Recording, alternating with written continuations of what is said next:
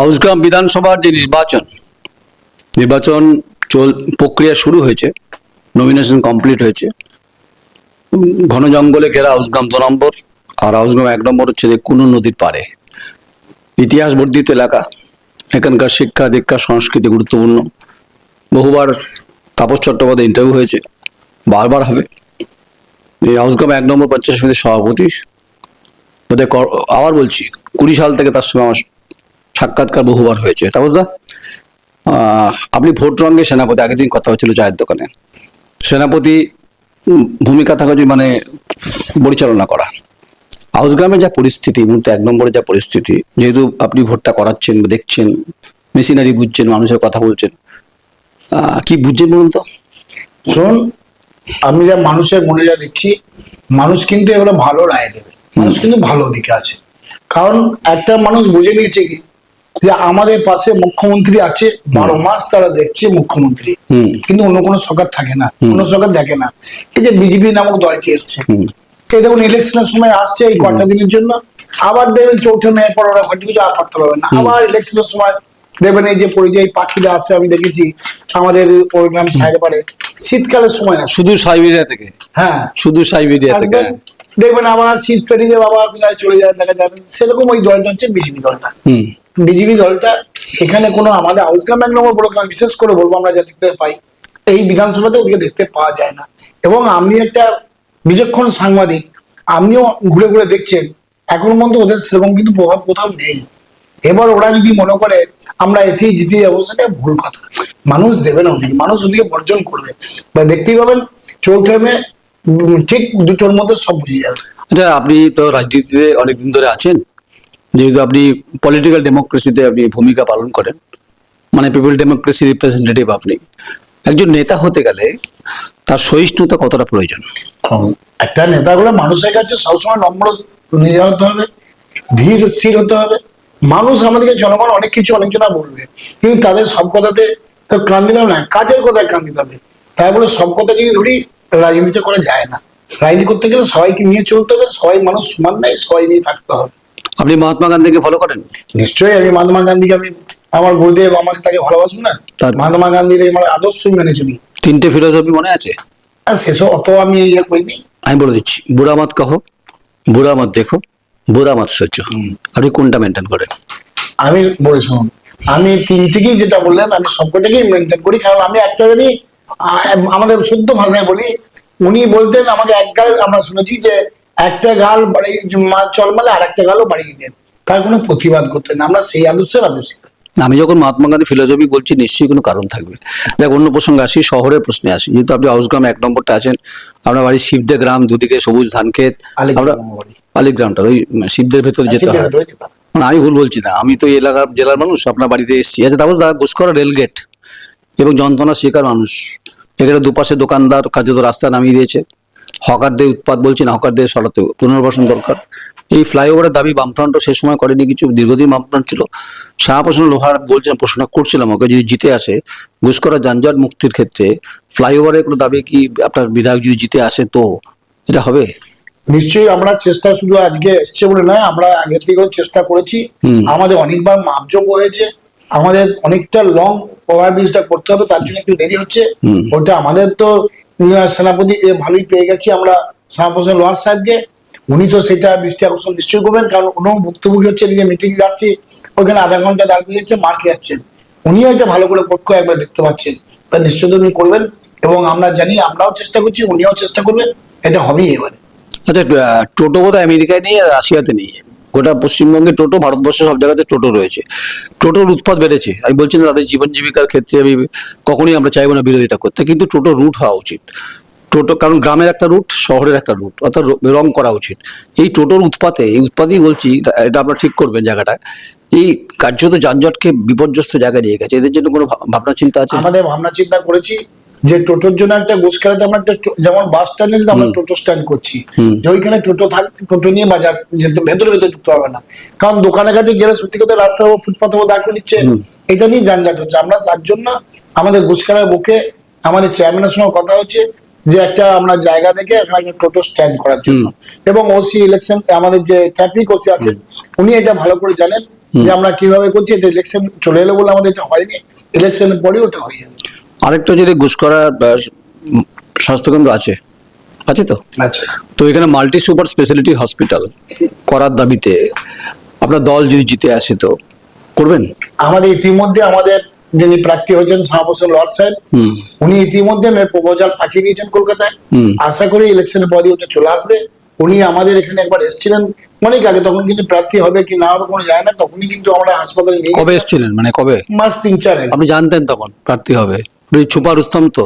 না না, আমি বলছি নভেম্বর মাসে জানতেন আপনি? যাই হোক, যাই জানতাম আমরা। বলুন না, সত্যি কথা বলুন না, জানতেন? হ্যাঁ, আমরা জানতে পেরেছিলাম, কিন্তু উনি গিয়েছিলেন হাসপাতালে। আচ্ছা, আচ্ছা। উনি তখনই গিয়ে কিন্তু একটা ভালো প্রপোজাল দিয়েছেন, 30 সিটের একটা হবে, এটা আমাদের প্রপোজাল আছে, আমাদের দেখিয়েছে যে আমি এটা রাজ্যে পাঠাইছি, এটা হয়ে যাবে, তাহলে না কোনো চিন্তা। এটা আমাকে কিন্তু জেলা পরিষদ অফিসেই বলেছিলেন। আরেকটা অভিযোগ শুনছি, এই শহরের বুকে প্রচুর ইলিগাল নার্সিংহোম, যাদের লাইসেন্স নিয়ে অনেক সমস্যা আছে, তারা বজ্র পদার্থ মানে যেগুলো পুজ রক্ত যেগুলো বলা হয় সেগুলো ড্রেনেজে ফেলে দিচ্ছে। এগুলো একটা সমস্যা, এবং রোগীর গলা কাটছে, কারণ পাশে বোলপুর, পাশে বীরভূম, এখানে এসে ঢুকছে নার্সিংহোমগুলোতে গলা কাটছে।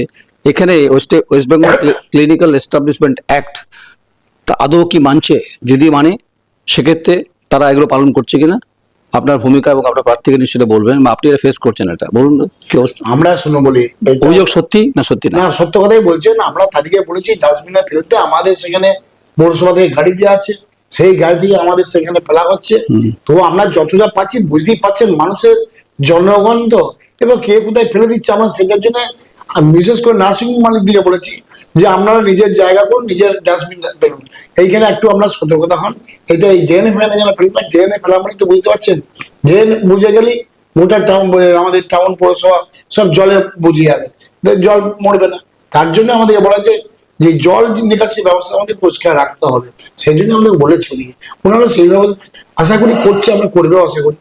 পৌরসভার সঙ্গে পঞ্চায়েত সমিতি গায়ে গায়ে দু ভাই, তো আপনার এলাকাতে যেহেতু আপনার অনেকটা বড়, এখানে শহর এবং পাশের অঞ্চলে পুকুর ভরাট হচ্ছে? না, আমাদের এখানে পুরো ভালো না। আচ্ছা, কোনো অবৈধ নির্মাণ? না না না না, আমাদের অবৈধ নেই, আমাদের সব পারমিশন করেই যেটা হয়। আচ্ছা, আচ্ছা। আমাদের এখানে এই মানে অনিয়ম কিছু হয় না, আমাদের বুসকারের বুকে এটা হয় না, আমাদের 1 নম্বর ব্লক কোথাও হয় না। আচ্ছা, আরেকটা আছে আদিবাসীদের মানোন্নয়ন, আর্থিক মানোন্নয়ন, আদিবাসীদের ক্ষোভ আছে একটা। সে ক্ষোভটা আমি দেখছিলাম মাসখানেক আগে, থানা ঘেরাও করেছিল, ওদের একজনকে মারা গেছিল। এই যে আদিবাসী সমাজ, কুর্মী সমাজ এবং পিছিয়ে পড়া পিছলে বর্গ জনজাতি, তারা সে অর্থে এটা রাজ্যের সমস্যা, শুধু আউসগ্রাম না, যেহেতু আউসগ্রাম পশ্চিমাঞ্চলের মধ্যে একটা অংশ পড়ে, এখানে আদিবাসীদের জীবনের সমৃদ্ধির ক্ষেত্রে, উজাগরের ক্ষেত্রে ভাবনা চিন্তা। শোন, আমাদের মুখ্যমন্ত্রী কিন্তু আদিবাসী সমাজকে প্রচুর মানে ইয়ে দেয়, তাদের প্রতি। আমাদের আদিবাসী সমাজ যেহেতু আদি, তারা আদিবাসী মানে আদি মানুষ, তারা তাদের জন্য কিন্তু মুখ্যমন্ত্রী দেবেন সবসময় ওদের জন্য কিন্তু প্রকল্প করেছে। আমরা এই 2 বছর আমি এই ব্লকে বসে সভাপতি হওয়ার পর থেকে আমি আদিবাসী সমাজকে কতজনাকার যে কত পাট্টা দিয়েছে তা ঠিক নেই, প্রচুর জায়গায় পাট্টা দিলাম। তাদের বাসস্থান ছিল না, সিপিএম এর আমলে আমরা দেখতাম ইলেকশন আসতে, তোদের জায়গা পাট্টা নেই, এই কাগজগুলো আমাদেরকে দে, আর এই টাকা লাগবে। আমরা কিন্তু সেটা করি নাই, ওনারাই আমরা আমিন ঠিক করেছি, ওরা আমিন দেখেছে, কেজ ম্যাপ নকশা করেছে, আমাদেরকে দিয়ে গেছে। আমরা কিন্তু প্রচুর আদিবাসী সমাজকে এখন পর্যন্ত আমরা প্রায় 100টা পরিবারকে আমরা পাট্টা দিয়েছি আমাদের। কিন্তু আমার কাছে নির্দিষ্ট অভিযোগ এসছে যে এখানে বহু জমি, কার্যত জমি হাঙররা, সেটা আপনার শাসক দলে, জানি না আমার অভিযোগ ঠিক কিনা, তারা এই জমি দখল করে বসে আছে। শুনুন, যে জমিটা দখল করে আছে হয়তো সিপিএম এর আমল থেকে বসে আছে, আমরা তাদের কাছে আচ্ছা, কথায় কথা সিপিএম এর ফাটা রেকর্ড তো 34 বছর বাজাচ্ছেন কেন? না 15 বছর ক্ষমতায় আছেন। আমরা বলি সিপিএম যেটা 34 বছর করে গেছে, আমরা দেখাতে পারবো না জমি আন্দোলনে আমরা কোথাও কিছু করেছি? আমরা কিন্তু মানুষকে বুঝে সেই জমি গরিব মানুষের মধ্যে বন্টন করছি এবং তাদের জন্য পাট্টা করে দিচ্ছি। একটাও কিন্তু এখানে বড় লোকদের কাউকে জমি আমরা দিইনি এবং বড় লোকরা কেউ জমি পাইনি। তাদের কাছ থেকে জমি নিয়ে যেহেতু পেয়েছিলাম, আমরা তার জন্য তাদের কাছ থেকে বোর্ড লাগিয়ে দিয়েছি। দেখবেন প্রায় আমাদের ব্লকে বোর্ড লাগানো আছে, যে যা সরকারি 1 নম্বর ক্ষতি আনে, আমরা বোর্ড লাগিয়ে দিয়েছি। এবং সেই ভিত্তিকে আমরা রাস্তার দ্বারা যে মেন রোডে পড়ে সেইগুলো আমরা এখন কাউকে পাট্টা দিচ্ছি না। এই কারণে আমাদের যখন সরকারে ভালো ভালো প্রজেক্ট দিচ্ছে মুখ্যমন্ত্রী, সেই প্রজেক্ট কাজগুলো আমরা জায়গা পাবো কোথায়, তার জন্য সেগুলো রাখা হয়েছে। বাকি ভেতরের জমি সব আমরা পাট্টা দিয়ে দিচ্ছি, গরিব মানুষের মধ্যে বিক্রি করছি। আমি আপনাকে যদি জমিনের মাধ্যমে। আপনাকে যদি প্রমাণ দিয়ে দিই, না, প্রমাণ হয়তো দিতে পারবেন, 2-1 জন হয়তো আছে, তা আমরা সেগুলো নিয়ে নেবো। আমরা এর মধ্যে ব্যবস্থা হয়ে যাবে, ইলেকশন বাদ সেই জমি কেউ পাবে না। হয়তো বলবেন যে তাপসদা, যে নয়নবাবু আপনি প্রশ্ন কেন করলেন, কারণ এগুলো বিরোধী ইস্যু করছে তো, এবং অভিযোগ আসছে। যাই হোক, সেটা আরেকটা হচ্ছে রে, বাম জমানা আপনি দেখেছেন না, বাম ফাটা রেকর্ডটা বলছেন তো, ঠিকই আছে, না ফাটা রেকর্ড বাজান, অসুবিধা নেই, মাঝে মধ্যে আটকে যায় রেকর্ড, জানেন তো। বলছে চাঁচলে দুই চাঁচলে দুই ছাঁটলে পাঁচ, কোন উন্নতি, জানেন, মনে আছে গল্পটা? হ্যাঁ, তখন সভাধিপতি কে ছিল মনে আছে? কে ছিল তখন সভাপতি চলে যাও, আমাদের আছেন সভাধিপতি? সভাধিপতি না, আমাদের অবিভক্ত বর্তমানে তখন সভাধিপতি কে ছিল মনে আছে? নাম মনে নেই? আমাদের মেম্বর চাই দিচ্ছি, না না না, মদন ঘোষ ছিলেন। তারপরে মদন বসে বলেছিলাম না যে চাঁচলে দুই ছাঁটলে পাঁচ, মানে বোঝেন তো? সেটা এখন হচ্ছে না তো ওখানে। না, এখানে আমাদের ছাড়াও না, আসিয়াও হয় না। আচ্ছা। এদিকে আমাদের সরকার আমাদের এই স্লোগানটা ছিল তো ওখানে? হ্যাঁ, ছিল ছিল। কিন্তু আমাদের যে নেতা আমাদের অভিষেক ব্যানার্জি আছেন, উনি কিন্তু একদম দেখবেন চাঁদা ছোলা। ওনার সৈনিক হতে গেলে তাকে সেরকম ব্যক্তি থাকতে হবে। চাঁদা যাবে না না, একদম না। না, তাহলে তাপসদা, আমি তো সাংবাদিকতা 30 বছর, তো আমি স্বাভাবিক চাঁচলে দুই ছাঁটলে পাঁচ, এটা আমার তো জানা আছে, খবরও হয়েছিল বিরাট করে। আচ্ছা, আরেকটা কথা বলি, এই, যদিও আপনার মধ্যে পড়ে না, দরিয়াপুর ডোগরাটা বোধহয় 2 নম্বরে পড়ে নাকি? না, আমাদেরই। আমাকে বলুন তো, এটাতে এক সময় এদের পশ্চিমের দেশগুলোতে বাজার ছিল ভালো, এখানে কাঁথা স্টিচও সম্ভবত আছে বোধহয় না, ওদের ওখানে নেই, ওদের ওদিকটা। ঠিক আছে, দরিয়ার ডোগরা শিল্পী, আমি শ্যামাপ্রসাদ লোহার সাহেবকে প্রশ্ন করলাম, এদেরকে বাজার করার ক্ষেত্রে, রপ্তানির ক্ষেত্রে, এরা যে সমস্ত প্রোডাক্ট তৈরি করে, আর বৃহত্তর বাজার তৈরি কোনো পরিকল্পনা বিদেশে ক্ষেত্রে, আন্তর্জাতিক স্তরে? শোন, আমাদের জন্য যে আমাদের ডিএম ম্যাডাম ছিলেন আয়সা নিয়ে, উনি এসেছিলেন, উনি এসে ওদের ওনাদের কাছে গিয়েছিলেন, এবং ওদের জিনিসগুলো যাতে বাইরে যায়, আমরা দেখেছিলাম ওদের একটা বংশ মানে পরিক্রমা ওরা করিয়ে আসছে। তা ওদের জন্য আমরা চিন্তা ভাবনা করেছি যে ওদের মাল যাতে বাইরে যায়, তার জন্য আমরা সেইভাবে তখন আলোচনা করেছিলাম এবং সম্মেলনও করেছিলাম। ওখানে দেখবেন ওদের জন্য একটা বড় লজ করে দিয়েছি ওদের জায়গাতে ওখানে।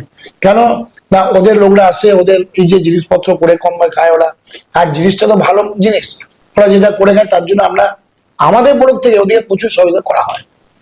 এখানে প্রচুর প্রাচীন মন্দির রয়েছে, এখানে বহুত্ববাদের বিষয় আছে, আউসগ্রাম জঙ্গল রয়েছে। এই যে ইতিহাসগুলোকে বারবার এই প্রশ্নটা করেওছি, যে ইতিহাসগুলোকে ধরে রাখার জন্য প্রযুক্তির দুনিয়াতে আর্কাইভ করা যায়, ভাবনা চিন্তা পঞ্চায়েত সমিতির তরফ থেকে আছে কিনা? আমাদের পঞ্চায়েত সমিতি থেকে আমরা ইয়ে করেছি, যেগুলো পুরনো মন্দির আমাদের একটা লিস্ট করা হয়েছে, সেই যেগুলো পুরনো মন্দির বহুত কালের আগেকার, এখন তাহলে রক্ষণাবেক্ষণ অবস্থা হয়তো ছেড়ে পড়ছে, আমরা সেগুলোকে দেখুন পুনর্নির্বাচন করছি, পুনর্নির্মিত করছি। কেন, যে ভালো করে যাতে এই জিনিসগুলো আগেকার দিনের ইতিহাস এখন আমরা ভুলতে চাইছি না, সেইগুলোকে আমরা বজায় রাখার চেষ্টা করছি। এখানে রঘু ডাকাত ছিল না? রঘু ডাকাত ছিল, জঙ্গলমহলে ছিল। দেব তো বাংলা ছবি করলো, বাংলা ছবি করেছে। আচ্ছা, আমি কিন্তু আপনাকে এই রেলিভেন্ট প্রশ্নগুলি করলাম, আজকে পলিটিক্যাল কচকচানি করলাম না।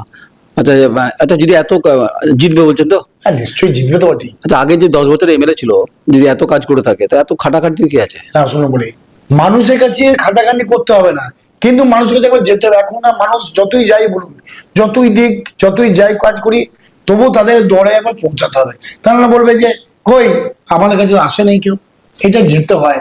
আমাদের বাড়িতে যখন কোনো ভোজ কাজ করি, আমরা যেমন মানুষের কাছে নেমন্তন্ন পাঠাই, কি আমরা যাই, বলে আসতে হয়, তেমনি এটাও তো একটা ভোট, এটাও তো তাদের জনগণ, তাদের কাছে আমাদেরকে একবার না গেলে তারা ভাববে এলো না, বলবো হবে এদের তো গরম হয়ে গেছে, আসছে না।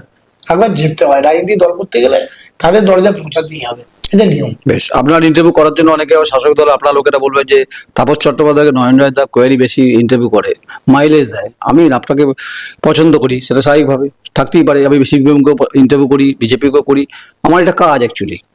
আচ্ছা, আজকে মোটামুটি আর চাঁচলে দুই ছাঁটলে পাঁচ, এটা দরকার নেই, এটা তো বাম জমানায় হয়েছে। কোন নদী নিয়ে সংস্কার নামে গল্প, ইতিহাসের সাক্ষী এবং সংবাদও আমি করেছি। এখানে প্রাচীন মন্দিরগুলোকে আর্কাইভ করার ভাবনা চিন্তা, তাপসবাবু একমত। এখানে আদিবাসীদের মানোন্নয়নের ক্ষেত্রে কিছু করার পরিকল্পনা আছে, জমি দখলকে করেনি, কিন্তু বিতর্কে যাব না আমি আর, কারণ ওদের প্রার্থী হচ্ছে সভাধিপতি। তো এই মানুষের ভোট, ইভিএম, বোতামটাকে টিপবে, ঘাস ফুলে নাকি পদ্মে, নাকি কাস্তে হাতুড়ি, সময় বলবে, আমি তো বলতে পারি না। কিন্তু আমি যতদূর ওকে চিনি, আগের দিনও বলেছি বোধ হয়, শ্যামাপ্রসাদ লোহার ইজ এ পলিটিক্যাল জেন্টলম্যান। আবার এটা শোনার পর আবার বিজেপি বামফ্রন্ট রেগে উঠবেন আমাকে। আপনার ইন্টারভিউ দিলে আমি করবো। নমস্কার, আমি নয়ন রায়, আমার চিত্র সাংবাদিক জয় মণ্ডল, ঘোষকরা।